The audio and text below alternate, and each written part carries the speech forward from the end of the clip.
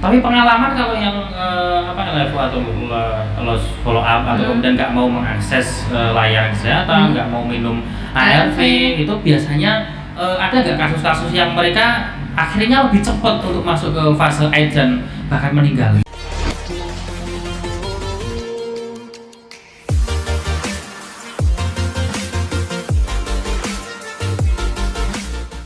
Tapi pengalaman kalau yang LFO atau loss follow up atau kemudian nggak mau mengakses layanan kesehatan, nggak mau minum ARV, itu biasanya ada nggak kasus-kasus yang mereka akhirnya lebih cepat untuk masuk ke fase AIDS dan bahkan meninggal? Lebih cepat mas.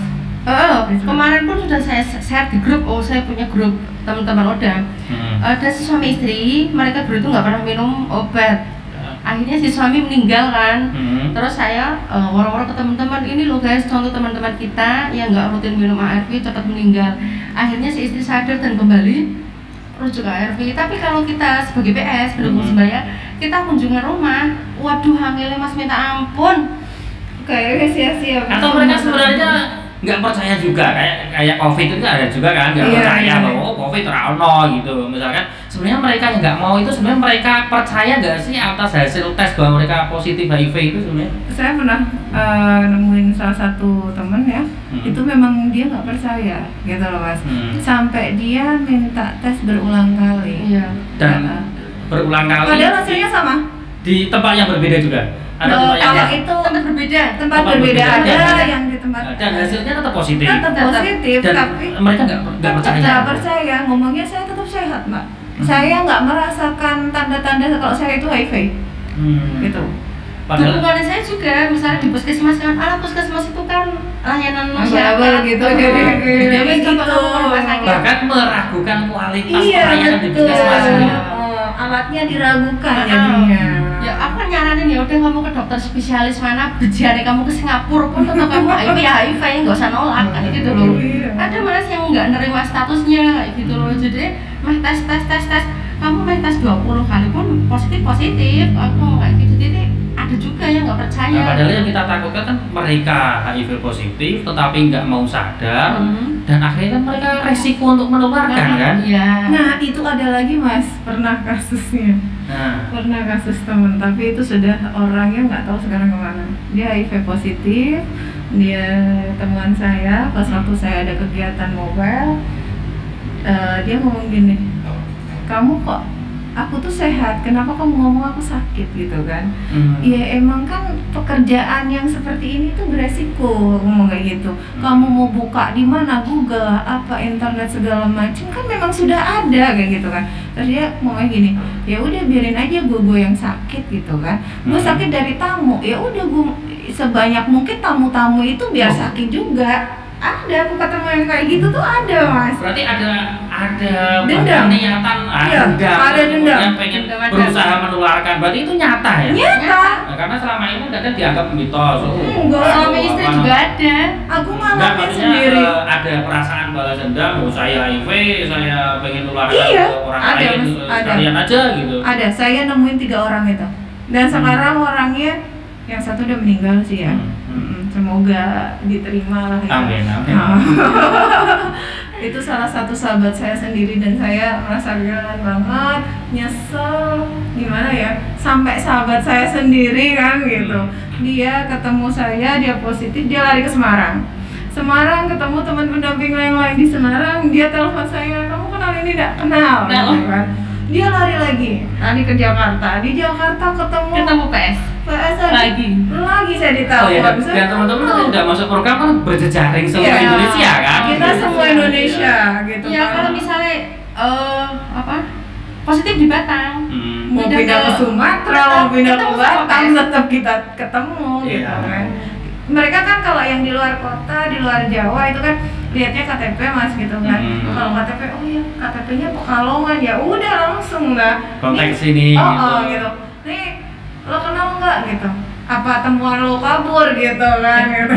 Oh iya ketemuan gua kabur. Gitu. Di situ bisa nggak disekap? Kadang ada yang di luar Jawa akhirnya dia bisa berubah. Pindah lokasi.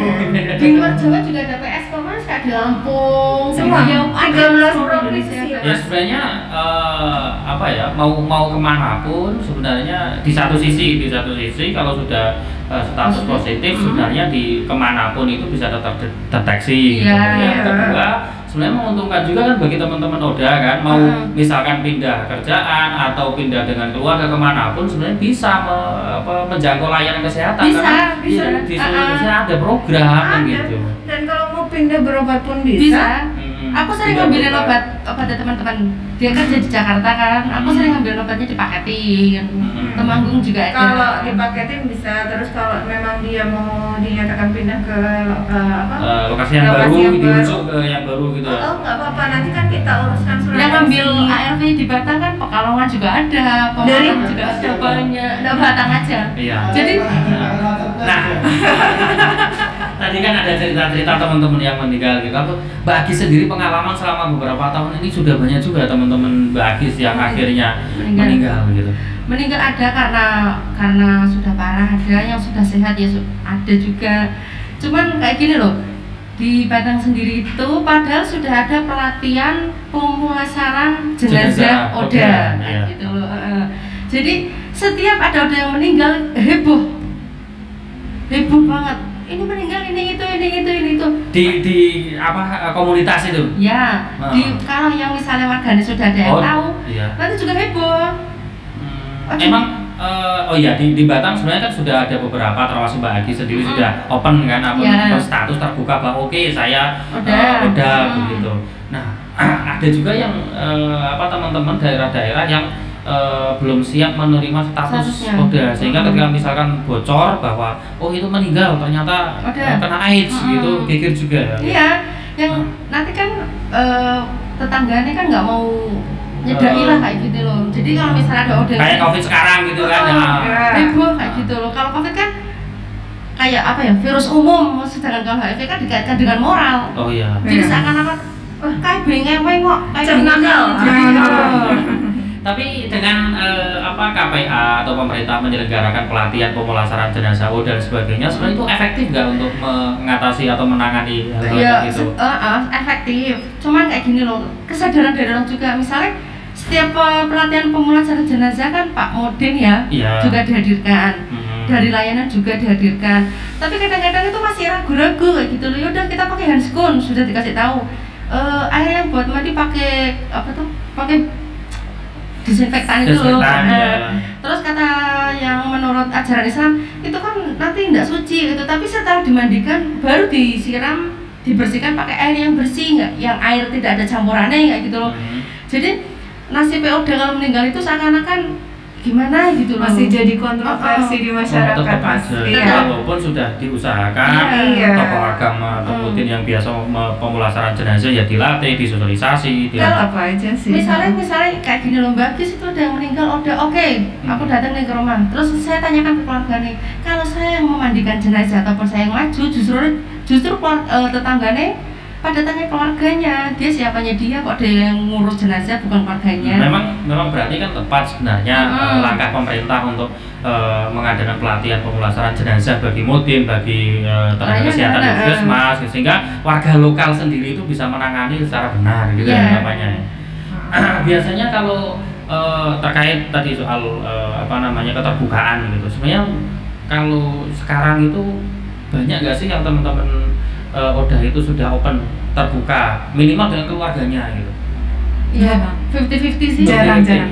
Kalau biasanya keluarganya kalau dibuka status saya HIV positif gitu, rata-rata responnya gimana keluarga itu? Ya. Atau pengalaman keluarga Mbak Agis sendiri kira-kira pertama kali atau bahkan sebenarnya sampai hari itu belum terlalu open gitu? Kalau aku open sama suami sama kakakku sendiri, terus kata suami, terutama kata kakakku, Dek, kok HIV ya? Iya, kok HIV. Tapi mana yang sakit deh? Kok nggak berdarah? Kok nggak ada lukanya kayak gitu loh. Jadi kita kan sama perempuan kan, spek-speknya enak. Aku kayak gini, udah nggak apa-apa. Kamu terima aja ya, sabar. Ada obatnya. Sebelum aku open, aku edukasi ke keluarga.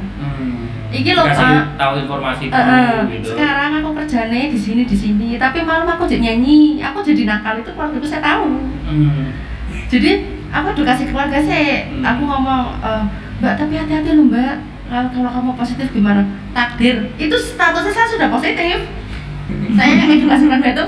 Kira-kira berapa lama harus Mbak Agis mantap untuk ngasih tahu keluarga bahwa saya sudah positif? 1 tahunan. 1 tahunan ya. saat itu. Lebih kayaknya. 1 tahun kan 1 tahun lebih.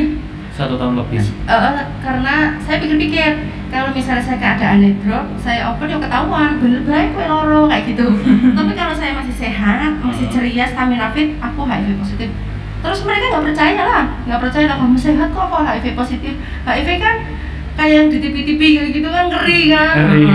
Bayangannya itu yang ngeri-ngeri. Berarti bener misalkan ngasih tahu atau open status itu memang sebaiknya masih sehat gitu. Artinya belum sampai ke fase air gitu. Sehingga keluarga juga lebih siap sayang gitu. Pasti percaya kayak gini loh. Iya HIV tapi kok sehat ya. Terus aku edukasi juga HIV itu tidak ada pantangannya makan. Coba kalau dia sakit jantung, kalau sakit stroke nggak bisa apa-apa kan kayak gitu. Coba kalau diabetes nggak boleh makan manis-manis. Udah makan apa aja, yang penting hati-hati, jangan terlalu banyak, gitu. Jangan overload lah kayak gitu. Dan mungkin kan itu ya, kalau opennya pas waktu sehat Mas, jadi keluarga itu percaya, oh ya penularan HIV itu nggak segampang itu, nggak segampang yang kita pikirkan selama ini gitu kan. Orang kan mungkin ada tidur bareng nanti nular. Iya kan kayak gitu. Dulu aku sampai di gini loh. Ada temen yang sudah aktif malah lebih lama dari saya Mas. Sudah aktif lama karena saya sempat tinggal sama adik. Saya hidup bareng sama dia di kos-kosan 1 tahun kali ya kita gitu. Mbak Ica nggak takut kenapa loh? Sampai hidup berdampingan dengan Oda. Nggak kenapa. Aku baju pinjem-pinjeman, makan bareng, mandi satu kamar mandi, nggak apa-apa loh. Sampean itu gimana sih, sampean itu dampingin itu sudah bertahun-tahun lebih dari saya kan kayak gitu. Tapi kenapa? Oh yang tanya itu yang terlibat program iya, saya heran. Dan masih ada pertanyaan seperti itu? Masih ada, kan aneh. Mbak nggak takut ini.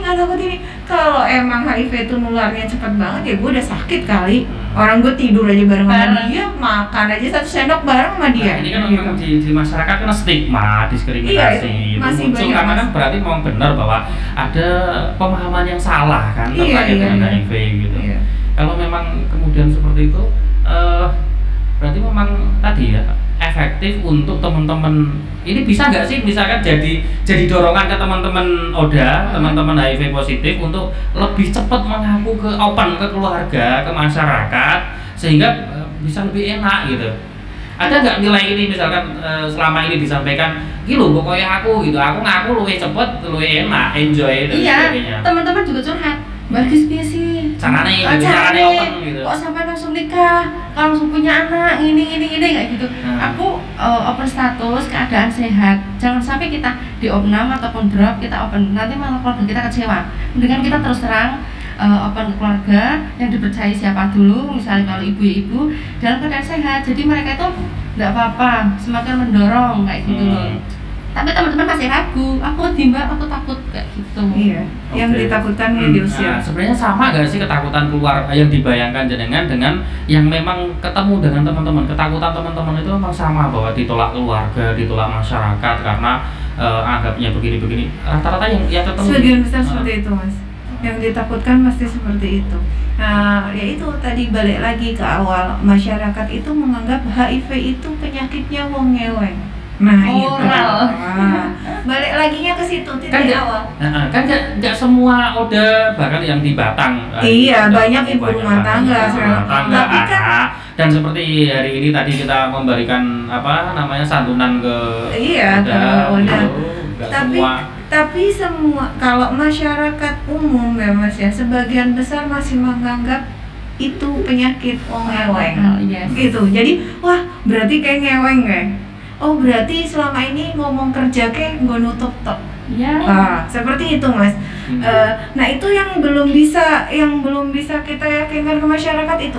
Oke, mumpung ini ketemu dengan masyarakat walaupun lewat podcast gitu. Apa yang ingin disampaikan sebenarnya Oda itu gimana sih gitu? Iya, harapan saya untuk warga Batang sendiri ya, karena temuan di Batang banyak sekali ya Mas ya. Sebenarnya saya cuma menyampaikan Oda itu sama seperti kita. Oda itu sama, Oda itu manusia.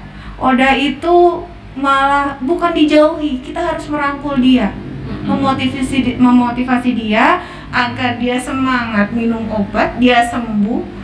Ya nggak sembuh sih, dalam arti dia sehat, nggak sampai ngedrop.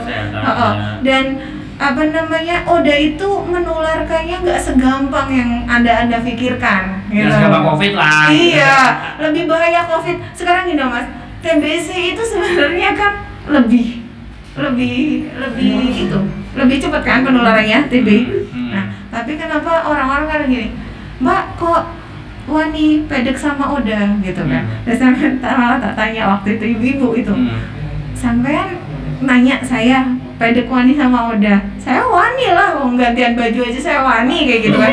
Tapi kalau saya kata suruh nengokin pasien TBC, aku lihat dulu Bu, malah aku mau kayak gitu.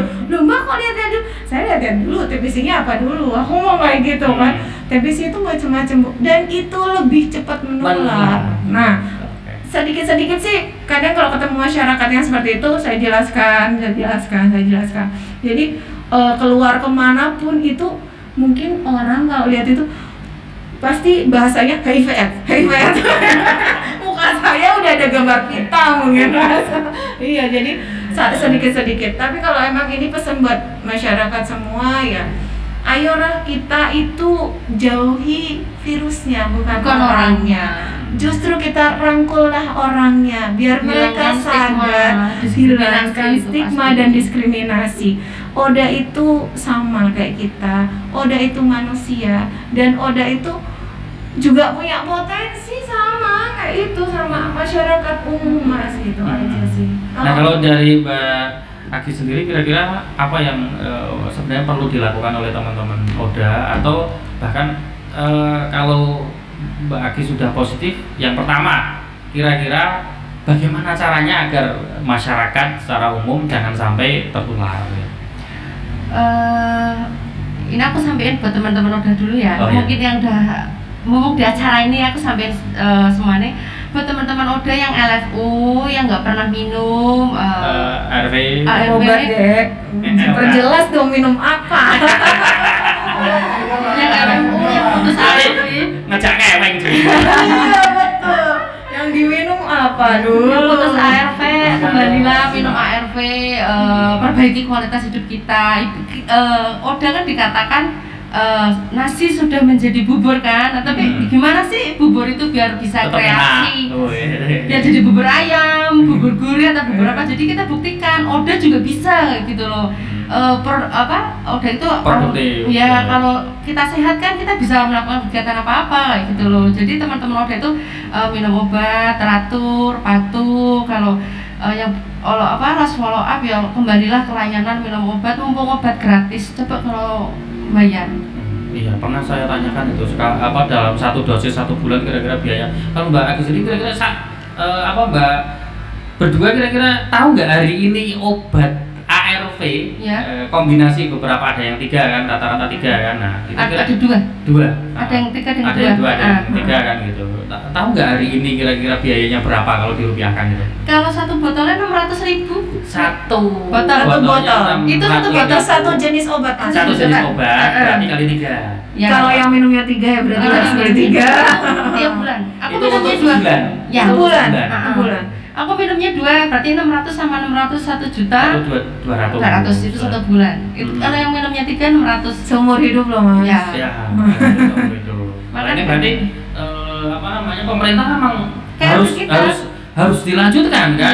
Ya lanjut Mas, kalau enggak misalkan kasihan. Obat aslinya bayar itu kira-kira tambah parah lagi Mas. Mbak Aki sanggup nggak itu? Orang yang gratis kita mikir belum mobil obat udah mikir obatnya, aduh bayar gimana ini, tambah stres, saudaranya tambah cepat meninggal. Tambah mungkin kasus temuan Oda meninggal tambah banyak. banyak. Yang pertama memang harus terima kasih ke pemerintah dan juga pihak-pihak lain yang memang membantu. Yang kedua ya diharapkan jangan berhenti gitu. Iya, jangan berhenti. Apalagi sekarang obatnya sudah diganti. Dulu kan ada Neviral, aku masih obatnya ada Neviral. Sekarang udah diganti, katanya Duviral sudah expired. Pikirnya aduh pemerintah udah nggak care lagi ke kita ya. obatnya sampai diganti nggak apa-apa Mbak, ada ganti ini ya gitu. Yang penting stok obatnya jangan sampai putus. Kayak kemarin itu pernah loh, waktu baru-baru COVID ini obat terhenti di India. Iya, kita ikut KDS di Jateng, Jawa Tengah tuh ada woro-woro kalau The Viral itu sedang berhenti di India kayak gitu loh. Jadi teman-temannya tegang. Kalau obatnya terhenti. Tapi akhirnya lanjut ya? Akhirnya lanjut kan, kita sudah kosong ya. Sempat kosong. Di RSUD sempat kosong. Teman-teman cuma Mbak gimana nih Mbak, aku ambil obatnya cuma dikasih 10 butir. Iya, kita berbagi akhirnya. Itu stok ada berapa, kita bagi semua biar rata. Iya, gitu. Meskipun itu cuma 3 hari, 4 hari, kadang 1 minggu, ya pokoknya jangan sampai putus obat. Jadi gitu. Inisiatifnya layanan gitu. Adanya berapa kita bagi-bagilah sama pasien yang lain. Gitu. Terima 10 butir. Kadang-kadang teman mau, Mbak aku cuma dapat 10 butir kan 5 hari. Tapi aku nyaranin ke teman-teman, kalau yang misalnya patuh rutin minum ARV udah bertahun-tahun, boleh ambil ARV 2 bulan sekali. Kalau yang misalnya wilayahnya jauh kan bisa 2 bulan sekali kayak gitu. Iya, yang jauh-jauh kan nggak sebulan Mas. Soalnya kalau untuk ODA pengambilan obat itu justru mereka ambil bukan di wilayah mereka sendiri. Rata-rata. Iya, tukar tempat. Pekalongan ambilnya di Batam. Batam Timur ambilnya di Barat. Iya, soalnya ada gue nek ketemu tetanggaku ketahuan deh kayak gitu. Jadi memang tetap masih ada rasa takut untuk iya, masih. Lah dengan semua itu, dengan kejadian banyak hal sampai hari ini, kira-kira harapan jenengan berdua terkait dengan program HIV/AIDS di Kabupaten Batang kira-kira gimana? Semoga pemerintah tetap menjalankan masih berjalan. Masih care ke ODA ya. Iya. Masih care ke ODA. Teman-teman itu kan istilahnya orang kita care aja masih banyak kasus Mas yang istilahnya yang belum terselesaikan. Apalagi pemerintah nggak ngedukung. Apalah daya kita. Nah terus yang terakhir kira-kira agar tidak terus bertambah kasus HIV/AIDS di Kabupaten Batang, menurut jenengan berdua kira-kira harusnya bagaimana ya? Apa yang harus dilakukan? Apa ya tuh? Itu bingung itu Mas.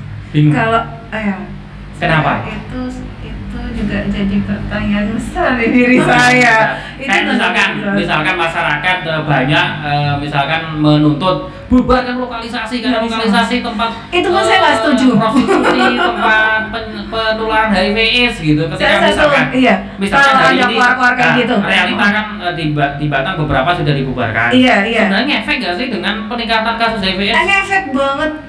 Maksudnya efek kita gini loh Mas. Ketika dibubarkan itu memang akhirnya kasus berkurang. Tambah. Malah bertambah Mas. Sekarang gini Mas. Yang kalau yang tadinya di satu tempat, bisa satu tempat, udah aman dijangkau. Kalau bisa dibubarkan nanti mereka tuh menyebar kemana-mana. Nah, yang ODA itu jadi lari-lari Mas, nggak berobat, dia kemana-mana, cari tamu, menularkan segala macam. Kataku itu bukan solusi. Bukan solusi. Bukan. Dan saya kalau ada omong penutupan lokalisasi, mungkin saya orang yang tidak saya tidak mendukung sama sekali. Bukan berarti saya nggak pingin Batang itu sehat itu. Batang itu bersih. Tapi maksudnya catatannya dengan pembubaran lokalisasi belum tentu menurunkan resiko penularan HIV/AIDS karena ternyata perilaku seksnya itu justru tidak berhenti. Ngacak nggak tahu kemana gitu kan. Nah kalau misalnya dibilang untuk menghentikan laju kasus HIV/AIDS itu ya dengan mengurangi atau menghentikan perilaku seksual bebas, itu kira-kira? Kalau untuk saat ini mungkin yang saya gembor-gemborkan pengaman. Iya. Oke, karena menurut Mbak Ica ya susah sih untuk menghentikan prostitusi, seks bebas, gendaan dan lain sebagainya. Kalau ini kan ngomong lokalisasi tutup. Di lokalisasi kan jelas, udah jelas tempat lokalisasi lah. Kalau yang misalnya gelap-gelapan kan gak ada yang tahu. Iya, kita anak pacaran. Anak pacaran sekarang juga Masya Allah Mas. Pacaran aja sudah belah durian ya. Iya, pacarannya udah ala-ala ke barat-baratan. Dan kadang setelah pacaran kayak gitu juga bisa saja main dengan yang lain, kan begitu. Ketika pacarnya nggak mau, dia main yang lain. Habis itu balik lagi ke pacarnya ketularan. Nah, makanya itu bukan satu solusi menurut saya, bukan satu solusi. Malah kita menjangkaunya susah. Iya, yang lebih dianjurkan adalah soal pemakaian kita kondom. gembor-gembornya tentang pengaman. Kita gemborkan pengaman. Itu pengalaman di lapangan ya. Iya. Untuk menghentikan seks bebas itu memang sulit gitu. Iya, kalau kita menghentikan pekerja pasti gini, mbaknya berani nanggung biaya hidup kita. Nah, itu pertanyaan yang berat juga, Mas. Orang nggak buka kok mau nutup. Siapa yang meresmikan kok mau membubarkan gitu? Iya gitu. Oh, saya buka pakai duit saya sendiri kayak gitu, Mas. Oke, teman-teman, ini kelihatannya harus kita akhiri dulu, nanti kita sambung lagi. Kelihatannya enjoy kan ya? Iya. Kapan-kapan boleh datang lagi ya? Oh, kita undang ya. Boleh. Oke, ya sementara begitu terima kasih. Itu sementara dari podcast KPA. Hari ini kita bahas soal HIV/AIDS, dan tadi mungkin yang terakhir kita sampaikan bahwa untuk menghentikan laju penularan HIV/AIDS, maka ya memang penting untuk mengurangi seks bebas. Tetapi realitas sekarang, pengalaman di lapangan agak sulit, sehingga ya silahkan yang menjalani seperti itu, tapi tolong pakai kondom. Pakai kondom. Gratis, kita punya banyak gratis. Oh iya, di program banyak ya, tapi kita juga gratis. tidak disebarluaskan secara sembarangan. Iya. Hanya memang di teman-teman penjangkau, teman-teman yang terlibat di program HIV/AIDS. Oke, sementara begitu terima kasih dan wassalamualaikum warahmatullahi wabarakatuh.